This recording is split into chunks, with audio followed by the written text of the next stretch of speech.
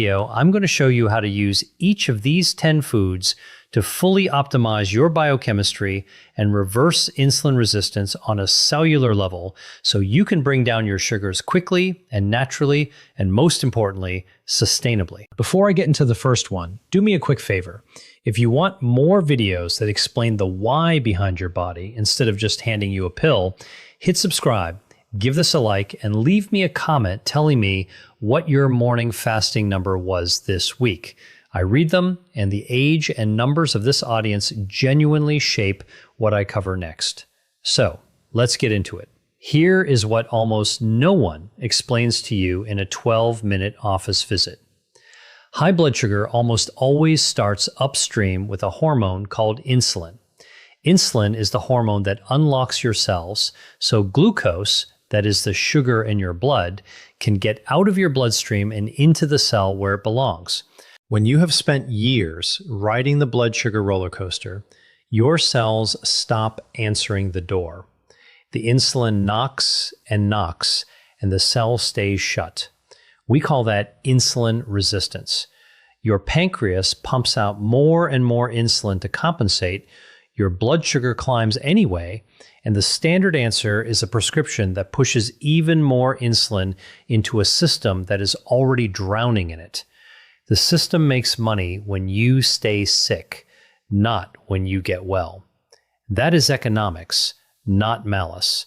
There is no revenue and no time on a short office visit to teach you how food talks directly to your insulin receptors, so I am going to. My name is Dr. William, and every one of these 10 foods does one of 3 jobs. It slows the sugar coming in, it cools the inflammation that keeps your cells deaf to insulin, or it wakes the insulin receptor back up so your own body does the work it was designed to do. You do not have to do all 10 tomorrow. Add them in over the next couple of weeks and stack them. Let me show you the first one. The first food is fenugreek seeds.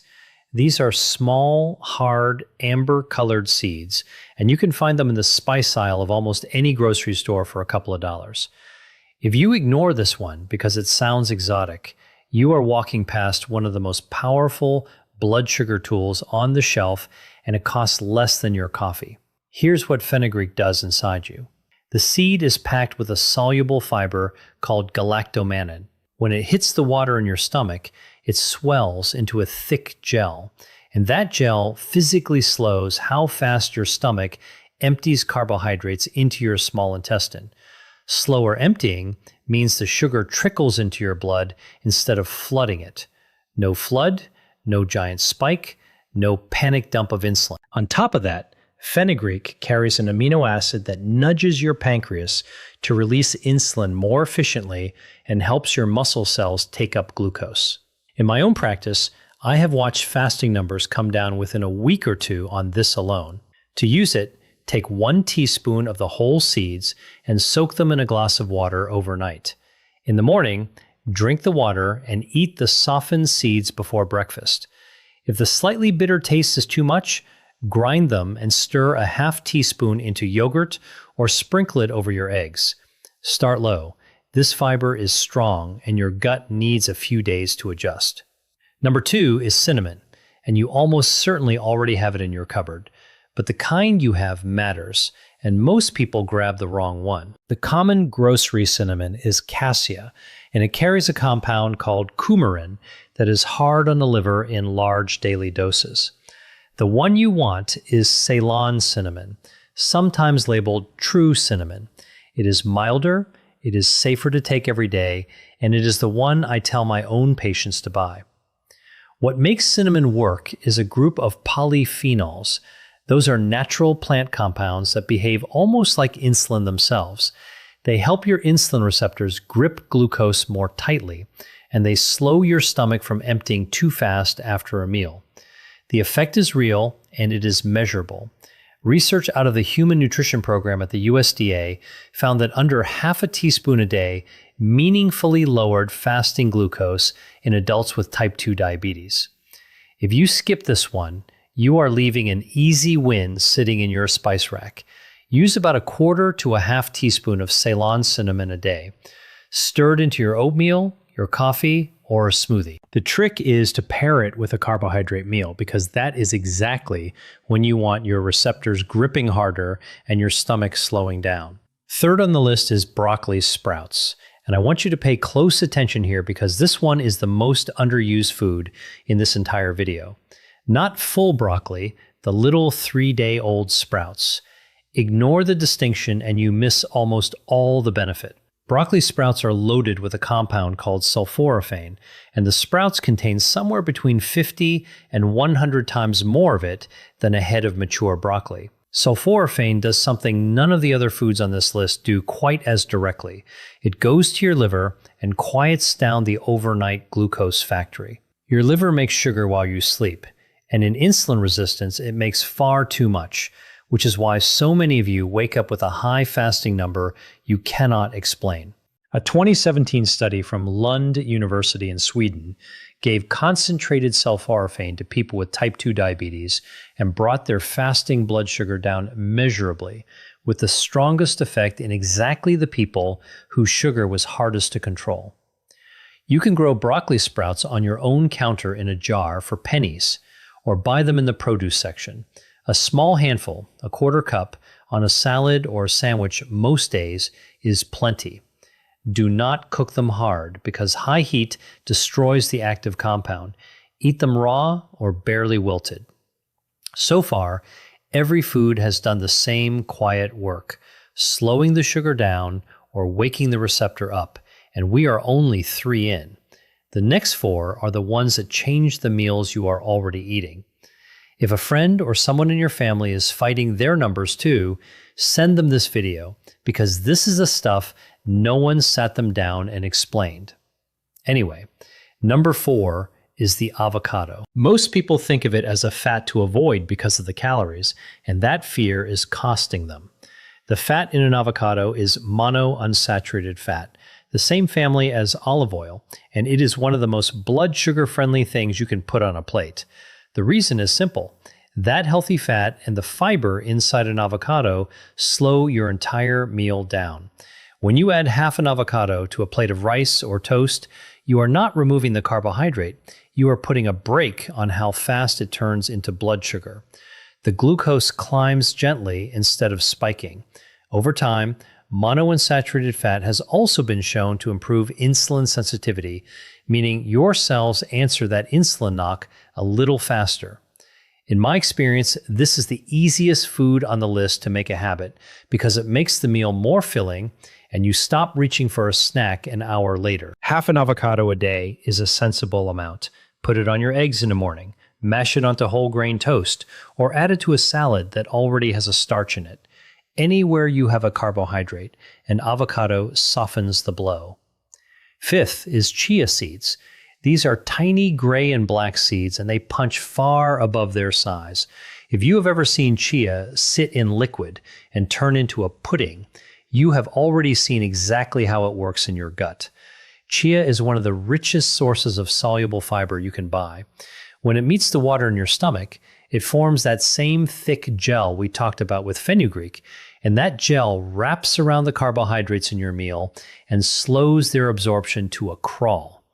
The sugar releases slowly and steadily, so you avoid the spike and the crash that leaves you shaky and hungry an hour later. Chia also carries a plant-based omega-3 fat that helps calm the low-grade inflammation sitting underneath insulin resistance. Cool the inflammation, and the cells start listening to insulin again. 1 to 2 tablespoons a day does the job. Stir it into yogurt, drop it in a glass of water with a squeeze of lemon, or blend it into a smoothie. Give it 10 minutes to gel before you drink it, and drink plenty of water alongside because all that fiber needs liquid to move. Number 6 is fatty fish, and I mean salmon and mackerel specifically. This one does not work by slowing your meal down. It works on the deeper problem, the reason your cells went deaf to insulin in the first place. Insulin resistance is driven in large part by chronic inflammation. When your body is quietly inflamed year after year, that inflammation physically interferes with the insulin signal at the surface of the cell. Salmon and mackerel are loaded with two omega-3 fats, EPA and DHA, and these are among the most powerful natural anti-inflammatory compounds we know of. They lower the inflammatory signals, the cell membrane gets healthier, and the insulin receptor starts working the way it is supposed to. In my 15 years of practice, the patients who eat fatty fish twice a week consistently have calmer, more stable numbers and better blood pressure to go with it. Aim for 2 servings a week, about the size of your palm each. Wild salmon, mackerel, sardines, and herring are all excellent. Bake it, grill it, or buy it canned if that is easier on your budget. Canned mackerel and sardines are some of the cheapest, most powerful foods in this entire video. 7th on the list is walnuts. Of all the nuts, this is the one I point my patients toward first because of what it does for the lining of your blood vessels and for your insulin at the same time. Walnuts are rich in polyunsaturated fat and the same plant omega-3 found in chia. That fat improves the function of your endothelium, the thin lining inside your blood vessels, which is one of the first things high blood sugar damages.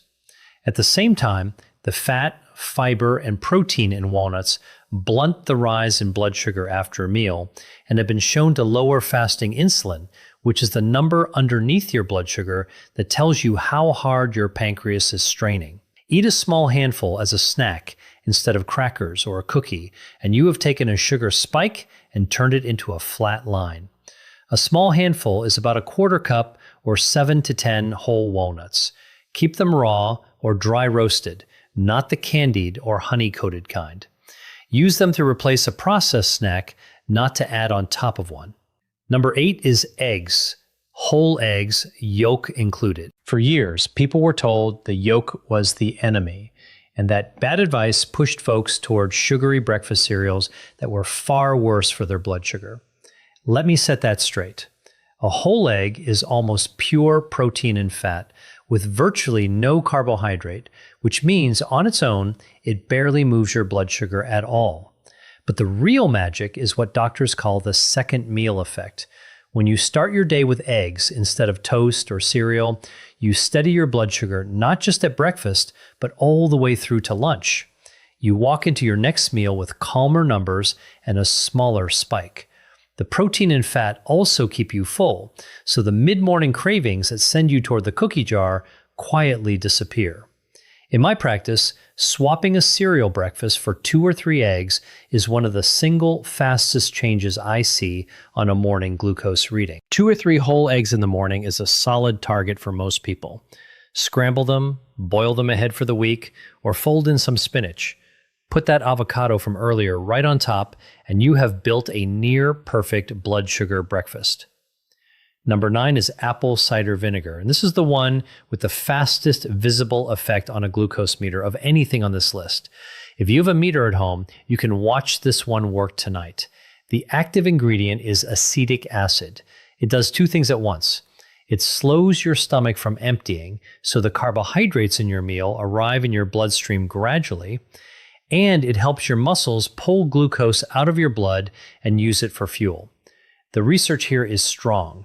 Work led by Dr. Carol Johnston at Arizona State University found that a tablespoon of vinegar before a carbohydrate meal lowered the after-meal blood sugar spike by roughly 20 to 30% in people with insulin resistance. That is a drug-sized effect from something that costs a few dollars a bottle. Take 1 tablespoon, and this matters, dilute it in a full glass of water 10 to 15 minutes before a meal that has carbohydrates in it. Always dilute it, never drink it straight because the acid is hard on tooth enamel and the throat.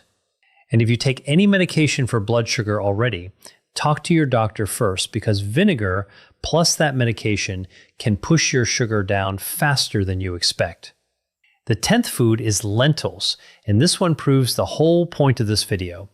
Lentils are a carbohydrate and they will lower your blood sugar. Here's how that works. Lentils are built from a slow carbohydrate called resistant starch, wrapped in soluble fiber and a healthy dose of plant protein. That combination means the glucose inside the lentil is released into your blood slowly and steadily over hours instead of all at once. They actually carry the second meal effect too. So a bowl of lentil soup at lunch gives you steadier sugar into the evening. Clinically, swapping white rice or white potato for lentils a few times a week is one of the most reliable ways I know to bring down an A1C, which is your 3-month average blood sugar. Aim for half a cup to a cup of cooked lentils a few times a week. Use them in a soup, a stew, or a cold salad with that olive oil and a splash of the vinegar we just covered. They are filling, they are cheap, and they stretch a meal further than almost anything else. Let me tell you about someone I will call Donna, 63 years old, recently retired, came to me frightened because her fasting sugar was sitting around 180, and her doctor had just told her it was time to add a second medication. She did not want to spend the rest of her life climbing the medication ladder, and she was scared of where this was heading because she had watched her own mother lose toes and then her eyesight to this same disease. We did not cut her carbohydrates to nothing. We added eggs and avocado in the morning instead of cereal, a tablespoon of vinegar before her bigger meals, lentils swapped in for the white rice, walnuts instead of the afternoon cookie, fatty fish twice a week, cinnamon in her coffee, and broccoli sprouts on her sandwich at lunch. Within the first week, her fasting numbers started dropping. Within 3 months, working alongside her own doctor, she had come down off that second medication entirely, and her A1C had moved from the diabetic range back toward normal. 2 years later, it is held. She did not starve herself. She ate more food, just the right food, and her own body did the rest. So let me tie all 10 of these together, because this is the reason they work when cutting carbs alone fails. Every one of these foods is handing your insulin its job back without starving you. The fiber foods slow the glucose down so your pancreas never has to panic. The fish, the walnuts, and the chia cool the inflammation that was jamming the signal. The cinnamon and the vinegar walk right up to the insulin receptor and help it grip again. Do that meal after meal, day after day, and the cell that stopped answering the door slowly starts opening it on the first knock again. That is what reversing insulin resistance means at the cellular level. And once it happens, your body holds your sugar down on its own, which is exactly why Donna's numbers stayed low for 2 full years. Before I give you tonight's plan, I need to draw one clear line. If you are on insulin or sulfonylurea, one of the older blood sugar pills, these foods can lower your sugar fast enough that your medication dose may suddenly be too high, and that can drop you into a low. So add these foods with your doctor watching your numbers and let them walk your medication dose down as your body improves. Do not stop any prescription on your own. Bring this list to your next appointment instead. So here's what to do tonight. 5 simple steps. 1. Tomorrow morning, replace your cereal or toast with 2 or 3 whole eggs and half an avocado. That single swap changes your blood sugar for the entire day. 2. Tonight, soak a teaspoon of fenugreek seeds in a glass of water and drink it first thing in the morning. 3. Buy Ceylon cinnamon, not cassia, and start a 1/4 teaspoon a day in your coffee or oatmeal. 4. Before your biggest carbohydrate meal tomorrow, take 1 tablespoon of apple cider vinegar in a full glass of water 15 minutes ahead. 5. This week, swap white rice or white potato for lentils at least twice and put fatty fish on the menu 2 nights. Stack these in over the next 2 weeks. You are not removing the foods you love. You are adding the foods that protect you.